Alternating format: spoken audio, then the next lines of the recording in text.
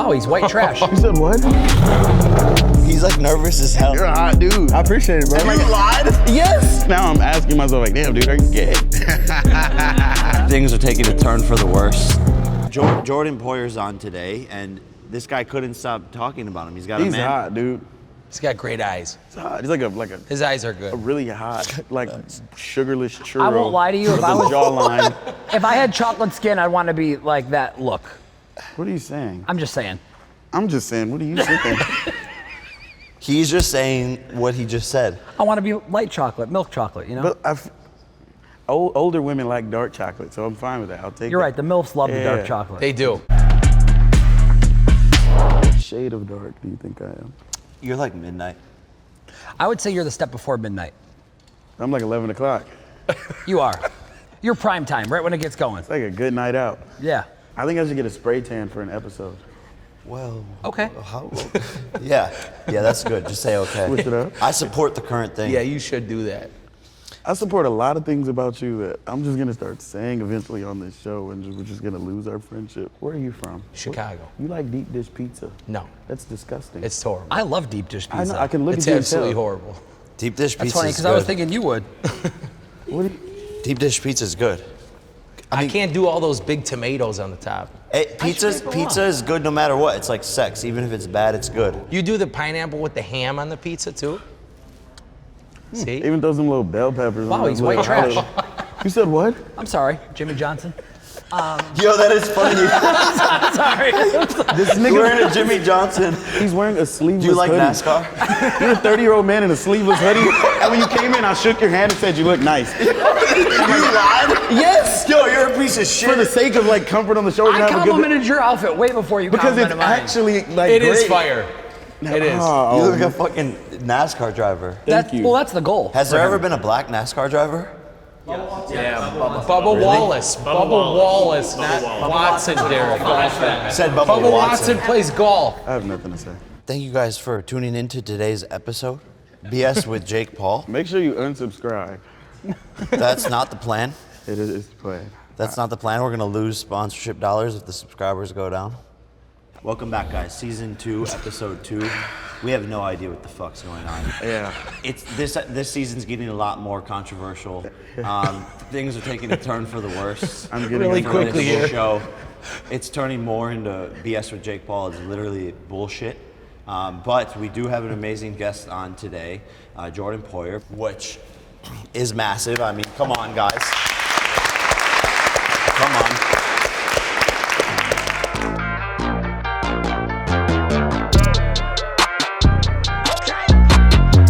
You said you wanted to fuck Jordan Poyer. He's right there. What are you gonna do about it? Yeah. Do we clap about that? If it helps, I was on shrooms. And a lot of shrooms. I think women are pretty sick. You're a hot dude. Like, Ladies and gentlemen, your heart is racing. how you doing, man? Hey, I'm happy you got here. He's always talking about you like crazy. Good to see you. What's up, brother? I got You thanks for coming. Yes, sir. You know, what's up, man? I don't want to fuck you that much. Hey, real quick, he got real close to me, but Jasper, he's like, What we got going? What we got going? This me right here? Yeah. Yes, sir. What's good? What's up, man? He was just I on. don't know. Bro, fuck you. No, this is gonna die now. Well, Jordan Poyer, ladies and gentlemen, superstar, NFL player in the handsome, building. Thank you super for handsome. pulling up. Appreciate you having We're me happy on. to have you. Appreciate Legit. you having me on, man. I appreciate happy it. to This have is you. awesome. Yeah, we're happy You to got a have damn you. crowd over here. It's crazy. we got I ain't friends and seen it family, baby. I Yeah. ain't seen nothing like this. It's crazy. It's dope. It's Friends dope. and family section. I appreciate it. I appreciate you guys having me on, man. Why is your heart rate? He's like nervous as hell. His Big heart fan. rate's going I up. appreciate it, bro. Yeah. Appreciate it. Bro, you're out of your mind. You're his. How am I out of the my way he mind? worded it is you're his light skinned crush. That's what he Bro, said. you have to be realistic. Like, this is like not okay. Like, this doesn't die. Because like, now I'm asking myself, like, damn, dude, are you gay? I could have swore I wasn't. Like, just, How's your training going on the off season? It's good, man. It's really good. I was coming down here. My boy Mark told me to make sure that's my trainer up in Boca. He told me to make sure I give him a shout out on the podcast. So Mark, here's your shout out, my brother.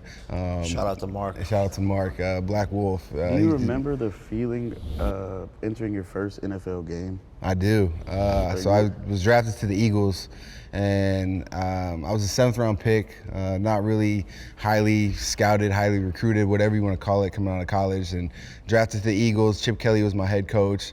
I made the team. I made the 52-man roster.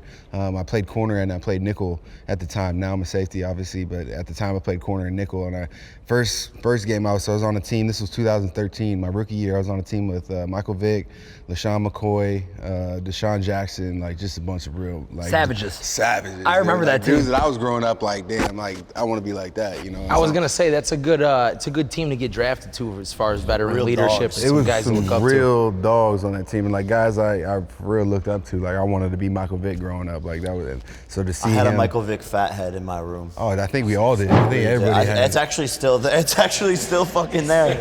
It's still fucking there. You loved your team, and then you loved Michael. I mean, everyone did. Everybody Yeah. loved I don't know Michael Vick. one person that does, I mean, On the field, Michael Vick. When the dogs best. thing happened, like how did you guys react to that? For me, Yeah. I was little when that happened. I mean, Yeah, I'm I was too 33, young so to I give can a give you a fuck. little bit of how I felt. It was really unfortunate because what people don't understand is as athletes, you'll get it, they have an impact on the younger generation, Yeah. right? So adults were like, idiot, and they moved on. But the Right. problem is it was the kids that got probably the most impacted. And I think it also gave a really bad name to the breed of animal it was. It was, you know what I mean? It was the pit bull. Yeah, that was the pit bull thing. That was the era of the- I felt like then everyone was like, "Oh no, you can't have a pit bull then." Yeah. You literally had to fucking drive to this game Yeah, I did. because your lungs. So I had 2 broken ribs and a contused lung. So I made a crazy pick against Baltimore, and as I made the pick, I got hit and it broke 2 ribs and contused the lung. So I missed 1 game. And the following week, they were like, "Yo." So I guess Deshaun Watson 3 years before did the same thing. He traveled from Houston to Jacksonville on a bus, Car right? service. Yeah, It was car service. It was a bus service, So but it was tried like they rented the whole thing for Yeah, him. so they tried to kind of, make it, kind of dress it up like, oh, so, you have a possibility of doing the same thing. It would be really cool, cool story, whatever. So, I'm like, you know what? So how are you going to let me drive to a game, but I can't fly? What You kind know of what I car mean? were you in? What did they put I you was in? in those Mercedes, the Sprinter The vans. Sprinter vans? Yeah, the Sprinter vans. How long was the ride? 15 hours there. Oh, we Lord. stopped in Indianapolis, there and back. We stopped in Indy, so it was like an 8-hour trip to Indy from Buffalo, and then a 7-hour Stretch the legs, trip. We stayed the night. My wife and my daughter came with me. It was At least you had, the daughter on the van had to be it tough. was, I mean, she's a Oh, trooper. you had everybody with you too. The family came with me. Yeah, it was crazy. It was crazy. And so we got there. The Sprinter van had like access to under the stadium. So, my family just got to kind of be under the stadium, have all the, played the game, got right back on the bus, did the same thing coming back. We stopped in Indy on the way back. Thank God we won the game. How did you feel during the game? I felt like Truthfully. shit. Yeah? I Did felt you? like shit. Yeah. I mean, to be honest, Did they force you to play? I don't want to say that it was forced, but it was a lot. It was a lot of could do pressure. It was a lot of pressure. It was a lot of pressure because, especially in the middle of the year, there was stats coming out. Oh, when the Bills play, Poyer's 7-0 or Poyer's 8-0. Poyer's 9-0. You know what I ESPN mean? pumps that. So, as I'm sitting there, I'm after a game, and I'm just absolutely hurting, and the week goes by. Usually, as I gotten older, like as the weeks go by, my body starts to come back, whether it's Thursday or Friday. But like my body just wasn't coming back. Like my ribs were just hurting every week, dude. My fucking elbow. Do they give y'all Percocets? Is I mean, that true? you're just basically on medicine the entire year. What is this medicine? Like to an extent, like I mean, everybody's taking Toradol, everybody's taking Tramadol. To be honest, it's really not good for you at all. Tramadol, you're sweating through the night. Neither one of them. I mean, but you got to take them to perform. You got to take them to go out there and execute your job that you getting paid to do. And so it's like there's a happy medium to where it's like, yeah, I'm hurting, but I still got to go out there and perform. And try to help my team win football games. And kind of looking back at it, I do wish I would have made some different decisions as far as like being out on the football field and for my body. But at the same time, like, I look back and I learned so much about myself. Like I'm a fucking warrior, dude. I'm out there with one arm, one fucking knee, like still making all pro. Like I don't give a damn what nobody says. Like nobody else is doing that. Like it was just So crazy. let me ask you something. Yeah, where's the line drawn though? Because then it's like the whole situation with Damar Hamlin, right? Right. And like Did that make you take things more seriously Man, with like injury? And... it woke me up for sure, and I feel like it's still kind of, it's everybody that was really there to witness that. It still has everybody shook to a certain extent, because you play this game your whole life. You love this game. There's a competitive, asset to it. Like, there's gonna be blood, there's gonna be sweat, there's gonna be tears all over this game. But to see somebody physically, die on the field, like, right, not even just somebody like my homeboy, like somebody who plays the same position as me, somebody who I'm in a meeting room sitting next to, and we're talking about life plays every day, like every day, and then you see him lifeless, like on the field like that. It kind of really puts a lot of things in perspective, especially like the game of football. Like, I love this game. I play it because I love it. I don't play it for I'm not like, look, winning a Super Bowl would be amazing, but like, I love the game more. Like, I've seen podcasts of I don't know if some of y'all seen the podcast of J.R. Smith talking about how when he won the championship, he felt empty. Like, I don't want to feel like I want to enjoy what I'm doing, because I worked extremely hard to get to this position. Like, what's the point of doing it if you're not having fun? So, I don't know how much fun I was really having this last year, being kind of pressured into playing, being hurt all the time, and still trying to perform at a high level, and I did. And so, like, that's what makes me, I know my fans proud and everything like that, but I set myself in a position to be right here where I want to be happy now when I'm playing. I want to be happy in life. Like, I think we all need to. So if you were to choose winning or being happy on a team, which one are you choosing? I think. I'm curious. There's a happy medium, like, what I'm saying? Like, 'cause I've been on a shitty team and it's not fun. Yeah, it's hard. Like, I've been in Cleveland. I don't know if any of y'all from Hey, Cleveland. bro, what? Thank you.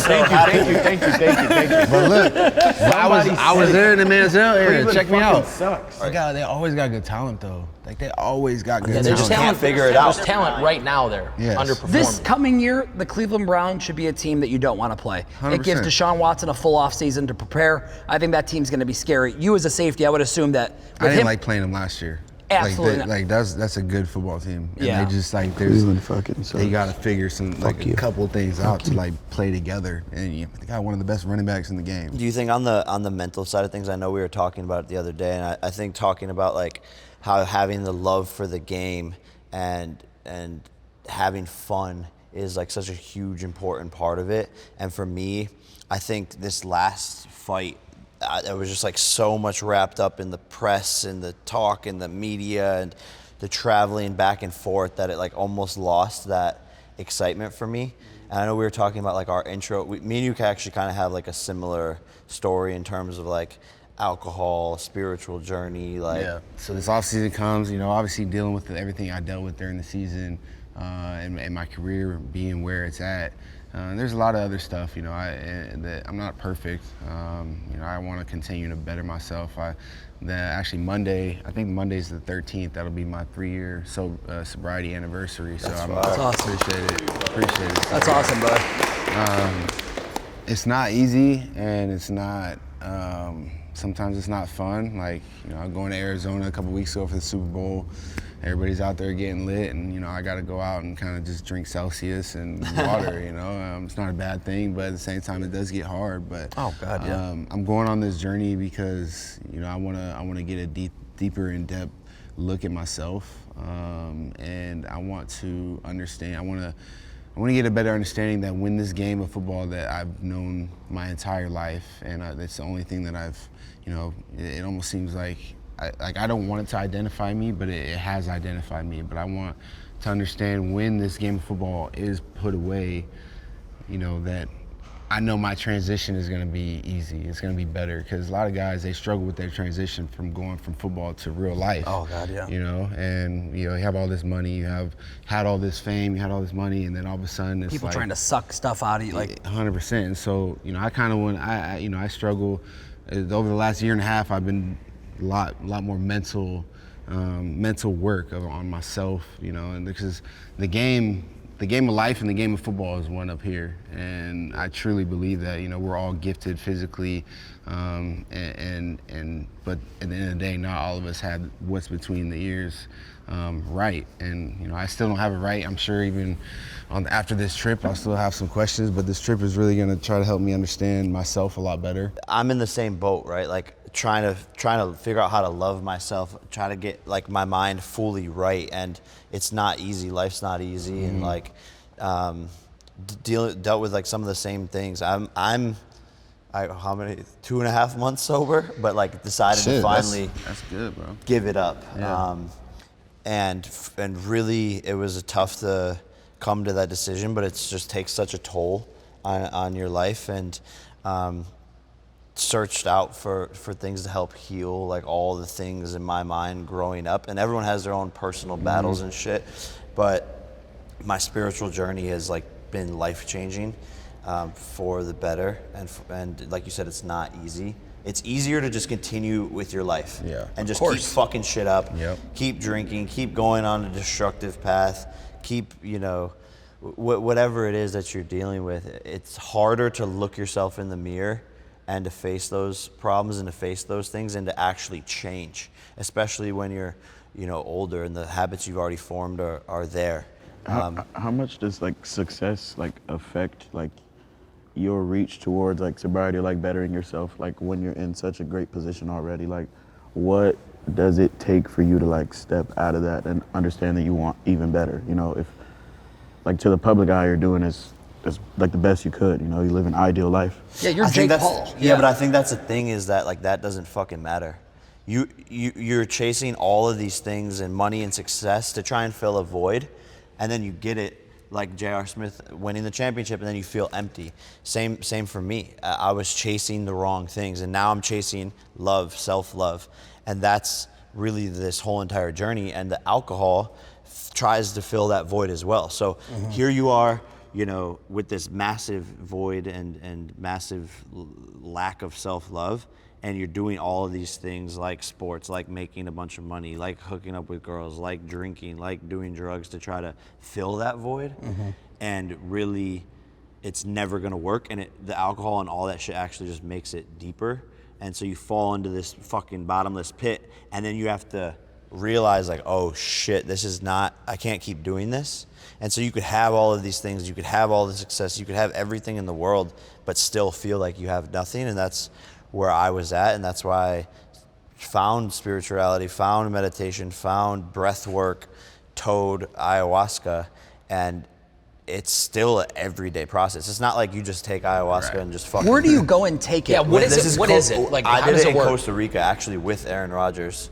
We were there together for the whole entire week. And it's impossible to describe. My favorite tattoo on the back of my neck, I wish I could explain, just for so many reasons, but like you can't even explain the power and what it feels like and what the experience is like.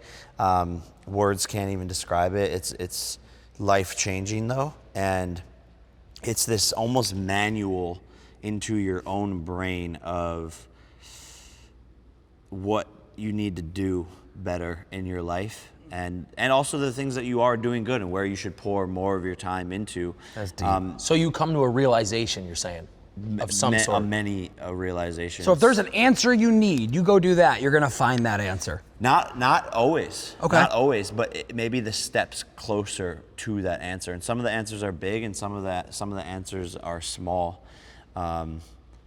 And it kind of gives you a blueprint. And what happens is after you leave, you either choose to follow that blueprint or not. And that's the hard part. It's like, here's what you need to do. Here's the roadmap. Here's the cheat code. Are you in? What are you gonna do? And it's like going to the gym with this stuff, man. It's a daily practice.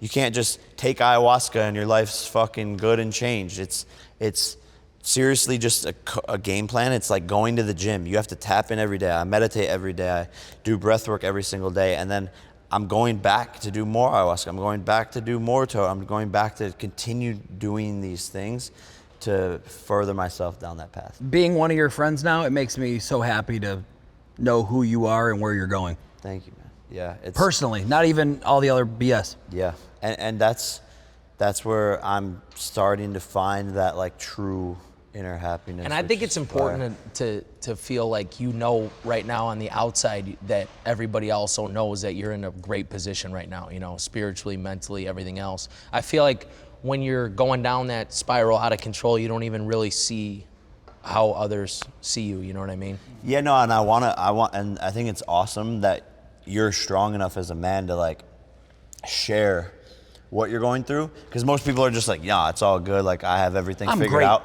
I don't think that's the move. I think we need to, as humans and as talk about community and as people with social outreach and big platforms like yourself, we need to talk about what we're going through to maybe inspire others to go down that path. And like that's really what my mission, I think, is going to become as an adult, and my purpose in life is to share with others like what I went through and how I figured it out and navigated it, and where like the answers truly lie to live a happy and successful life, not in terms of just financial. People are like, oh, you're successful because you have a bunch of money. Like, no, like I think the most successful people are the happiest people in the world. And the inside. What was like the switch or like the bottom in terms of alcohol that made you realize like that it's like time to, like take care of shit, like change your situation? I was drinking just so much. I was drinking whatever it is that I could really get my hands on. My daughter was a year and a half.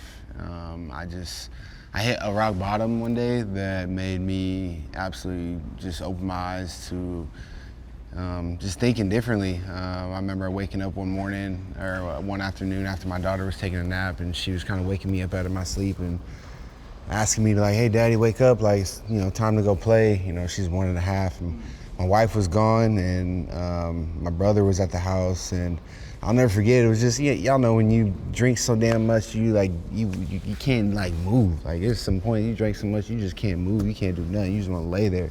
And at that moment right there, like I wasn't there for my daughter, and like I wasn't able to whatever, like something bad could have happened, I wouldn't have been able to make an adjustment and get my shit together. That gets me emotional because of my kids. Like no, dude, and it fucked me up, dude. It fucked me up so bad.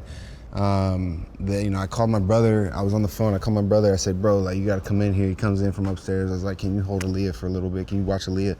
And like I just never wanted to feel like that shitty again. Like I felt vulnerable. I felt so shitty right there. I'm like, I'm asking my brother to like, that's my child. Like how am I can't even. So like after that moment, it was just like a wake-up call. Like I really, there's so many times where I've drank and I'd be hungover, and I'd like, you'd sit there and you pray, oh God, I swear if you just let me stop being hungover this one time, I'll stop drinking. Like now this time, I was like, you know what, I gotta actually take action. So I went to AA.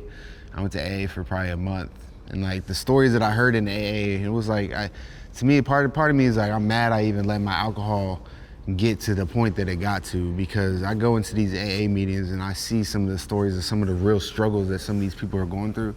I'm like, Jay, like you low-key a bitch, bro. Like you drinking for like, you know what I'm saying? You drinking because you lost the game, or you drinking because you arguing with your wife, or you drinking because you just trying to run away from some bullshit ass problems that like these people out here, like they ain't got no parents, they living on the streets. Like you see some real shit. Y'all ever I don't know if any of y'all ever been to AA, but like that shit is fucking to the core. And it's like, what the fuck? Like, and if the rock bottom didn't give me the wake up call, like, AA, the first meeting I ever went to, like this lady looked me dead in the eye, talking about how her dad was dying and how she needed to be at the hospital for her dad, but like she hadn't missed an AA meeting in 6 years.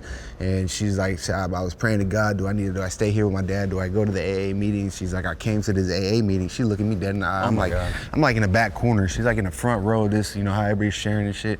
She looking me dead in the eye. I'm sitting back there. She's like, I didn't have to come to this meeting, but God told me to come to this meeting in hopes of seeing somebody new in here trying to get help. And she's like pointing at me. She's like, son, I just thank you so much for coming in here. I must have been like like everybody, I go in there, everybody's like shaking hands. Hey, Betsy, hey, Tom, how you doing? Doing well. I'm in there like the lone, especially, I'm light-skinned, black, whatever you want to call it, bro. I'm the only one in there like looking just off. And so she's looking at me like, hey, like I'm so she thanks me for coming in there. Like thank you for coming in here trying to get help and saving your life. You motivated her. And she motivated me. That's like so I'm cool. like, what the, like this lady don't even know me from nothing, like from nothing to nothing. You know what I mean? Like it was crazy. And like afterwards she like got up and like and left, like, and that was really the last time I ever saw her. Cause I would go to those AA meetings, but like they'd be different times or whatever, and I would never, but like in that moment right there, it was like, what the fuck? Like, so I was like, you gotta use the signals that the world's giving you, man. Like you gotta take those. And so like I would kept going to AA meetings, and then, you know, after I started to feel a little bit more comfortable, you know, I was able to start going out and being around people with alcohol and kind of like staying away from it. Plus, like after a year, dude, I'm like, my body had felt so much better. Like my brain felt, you know what I mean? Like I was able to think like just more clear. And, you know, now, like I said, in 2 days, I'll be 3 years alcohol free, bro. Congrats, It's been a crazy journey, but I mean, that's the story of how I came out of that shit, man. It was crazy. You know, I was drinking bad, dude. Like I was kind of sheltered in high school. So once I got to college, I was like, At what what the point fuck? in your NFL career was like the drinking, like you were just like, I cannot play at the level I need to play at if I go down this path? I remember we were going to Indianapolis my third year in Buffalo, so that had to be 2017, 18, 19. It'd be 2019. We were going to Indy, and I told myself plenty of times before that, like, dude, you got an alcohol problem. Like something's wrong with you. And like, this is gonna sound crazy. Like I'd go to practice. It'd be like a Wednesday. I'd go to practice. There was a little grocery store by my house. I'd go to the grocery store right after practice. Like we'd get done at like 5:30. You know, my wife and daughter would be at the house, and I'd just go get a 6-pack of IPA, bro, and just chug all 6 of them before I got to the house, and just be buzzing the rest, bro. Like it was bad. So like the Saturday before we went to Indy, we had done our walkthrough, and I get back to the house, and we didn't play it till like the next night. So like I get back to the house at like 12:30. Our flight didn't leave until like probably 4. I see this Ciroc bottle about half full, and I'm like, you know what, fuck it. I just chugged this Ciroc bottle. Then nobody's at the house. I think my fam like went to the game, so they had already left. So I'm just at the house waiting for the bus, or waiting for the plane to leave. I chugged this Ciroc, so I'm like low-key tipsy, like on this plane ride to Indianapolis, like getting ready to play this game. That day you were playing? Huh? No, it was we played the next game. It was the worst game I ever played. Holy fuck. The worst game I ever played. And like, I had tried, like, it was like at that moment I had tried to become sober. I was like, okay, Jay, like, Has there ever you been got it. a day of, like, you were, like, drunk playing? Or like Nah, I ain't never been drunk playing. Like, I would be drunk right after the game playing, like, have my Ciroc in the Locker room, ready to rock.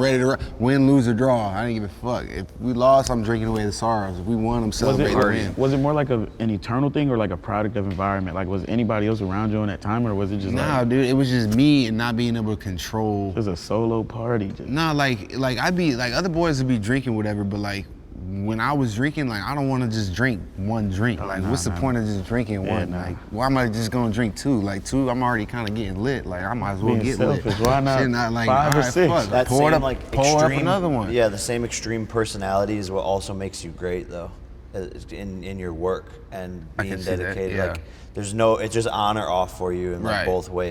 I can. Yeah, I never even. That's the first time I have a even thought of it teammate like that that. was like- That's crazy. because that's how I am. It's like if I'm getting drunk, I'm going till I'm getting blacked out. Right. If I'm turns working into the out, liquor. I'm going until I can't fucking walk.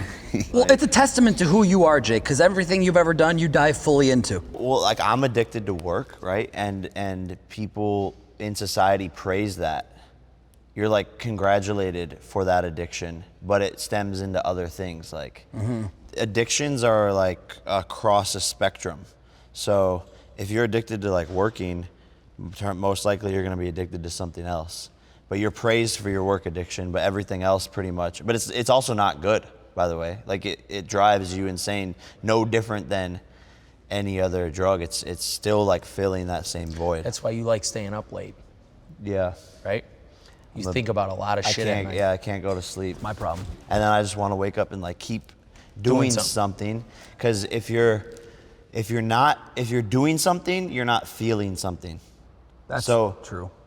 Because your mind's busy. If I don't have to feel like whatever these things are that are inside of me, I'm just gonna do something because I don't want to feel sad. I don't want to feel anxious. I don't want to be overthinking shit. This was your first time being sober after a fight, no? Yeah.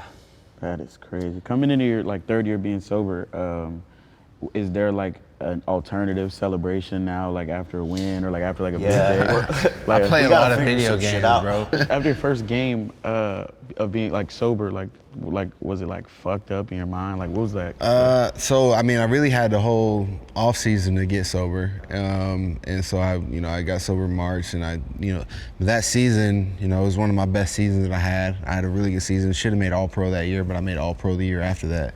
And then, like I said, it was just like it just kind of opened up my world to a totally different world, and I'm able to kind of use it and using the platform that I have to kind of speak on it and normalize people coming out and saying that it is okay to really admit that you have a problem. I think that was the biggest issue for me, was it took me so long to, one, admit that I had a fucking problem and really look myself in the mirror and say, dude, like, you got a fucking problem, and two, like, take action to the problem. It's fucked up when you're such like a high performing athlete, though. I bet there's like you feel entitled to a celebration, like after performing so well, like after your fights you would fucking win. Go crazy. Like in the most proper way ever. That's It's the like, problem, though, is you're trying to maintain a high. Yeah. That's Yeah. not, and it's not realistic. It's not. I've been doing shows sober, and like the high after just feels so fucking good. By the way, I hear that you dabble in music. I'm probably not as. No, I'm getting. You rap? Art is art, though. I feel like. I got a rain box, a rain controller, bro. I've been messing with it. It's fun, dude. It's a hobby. I'm not nice with Which it. side of but- music? Production, or like are you rapping? No, I'm not rapping. Yeah, I'm not rapping. Hell no. mean, When I used to drink, I I was cold. Everybody cold. Bro, when I they used to drink. drink, I used to be cold. Who's your top 3 artists right now? Or like people you take inspiration from when you like get into that? Inspiration? Yeah. Ooh, man. Damn. I mean, if I had to go my top 3 artists, Any genre. any genre, I mean, I gotta put Drake at 1. I really fuck with Wiz Khalifa at 2. Just because I grew up listening to Wiz, and I was more Mac Miller. Huh? I was Mac Miller. I was never Wiz. So wait, you 20? How old are you? 22.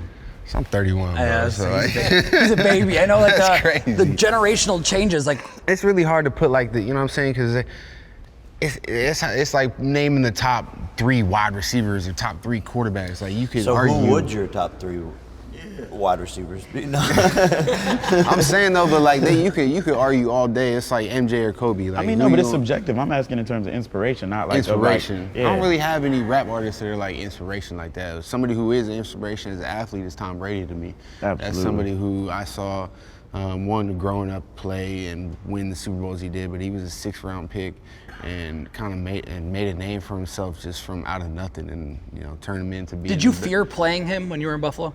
Did I fear playing him? No, I don't fear playing nobody. But did I hate Love playing him? Yes. Okay. That's a big professional answer. When you're playing safety, it's got to be the worst guy to play. Yeah, it's terms like of playing chess, dude. knowledge and. Yeah, it's like playing chess, but he's really good at chess. It's like it's a chessboard out there because, he sees everything, and you got to understand that he sees everything. So you got to understand what the fuck you're seeing too. It's a chess. You know what I mean? It's a chess match, and playing. This is a crazy stat. I'll put it out there. I've said it before. It's a crazy stat. So played Tom 11 times. I've got 2 picks off him, 1 to the crib. Those balls are locked up. Balls are locked up. You can't even touch them. You can't even just He's get like, close. I own those balls. Can't even get close. Did you get him to sign it? I didn't get him to sign it. But you want to hear something crazy? In my 10-year career of playing Tom 11 times, I'm 0-11 against Tom. Damn. 0-11? Fucked. Well, you have to remember. 0-11. But you have a Oh, but touchdown. that's right, though. I was You in were on the Cleveland. Bills when Buffalo when was not Buffalo. I was in Cleveland.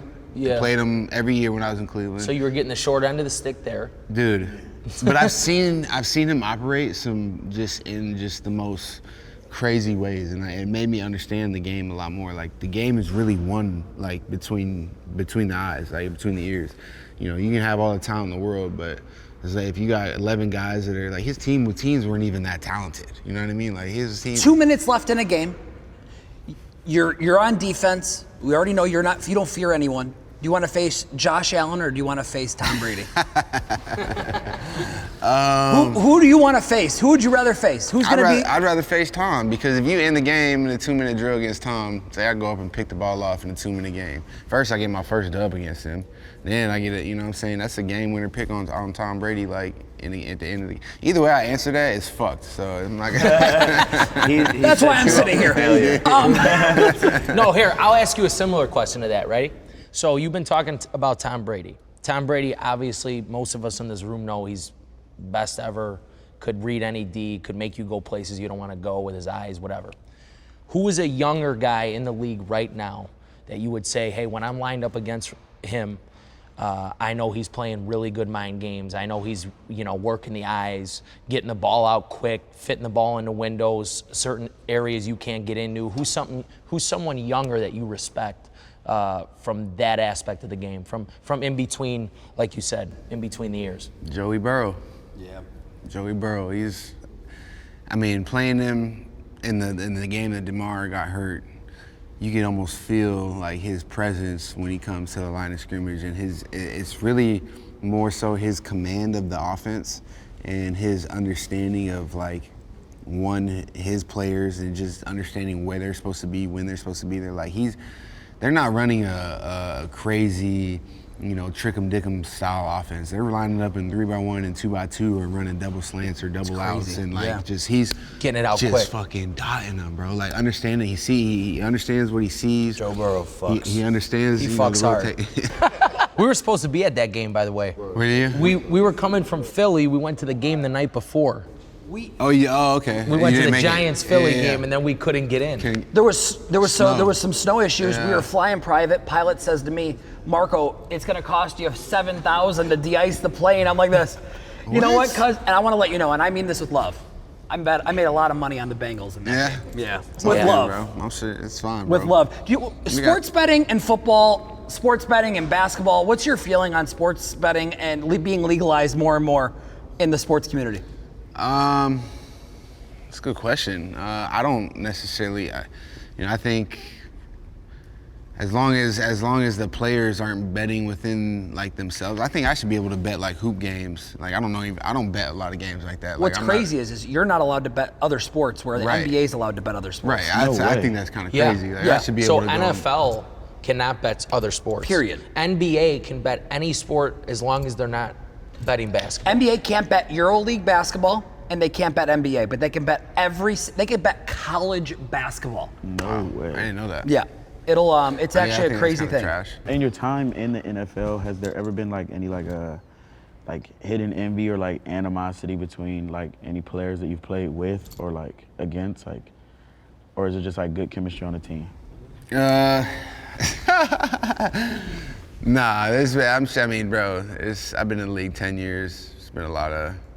It's probably, like I said, the guys that I'm on the team with right now are probably some of the guys that, Micah Hyde he's my best man, one of my best men at my wedding. Christian Kersey, I'm going to his wedding in a couple weeks. I played with him in Cleveland. He's in Houston now.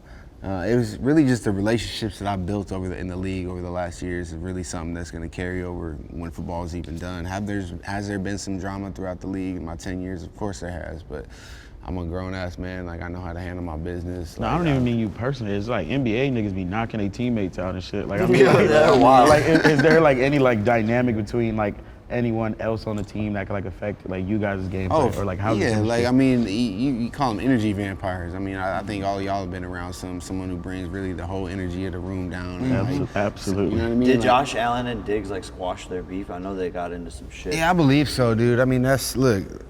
Diggs is a high energy, high character player. He wants to win, and in that situation right there, he was just heated. That's part of the game. That's part of being a competitor. I didn't know, but Diggs is who he is, and I'm sure they did squash it. I haven't seen him since.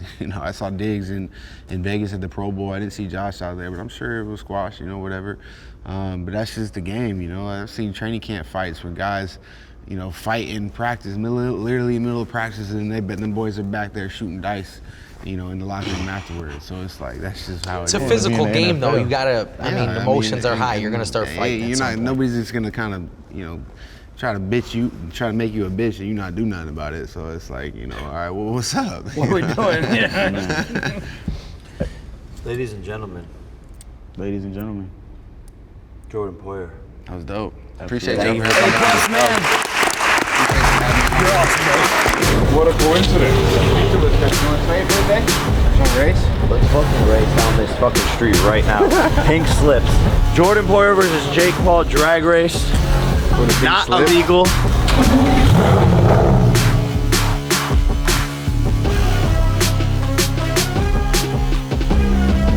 You know what? I'm gonna buy a Lambo just so I can fit in.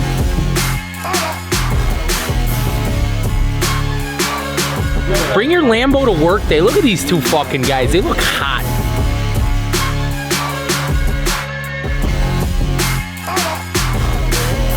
I don't miss, I don't play none, I don't diss, I don't say none. I go swish, that's an A1. I stay with no A1. Tell the chef, I said thanks.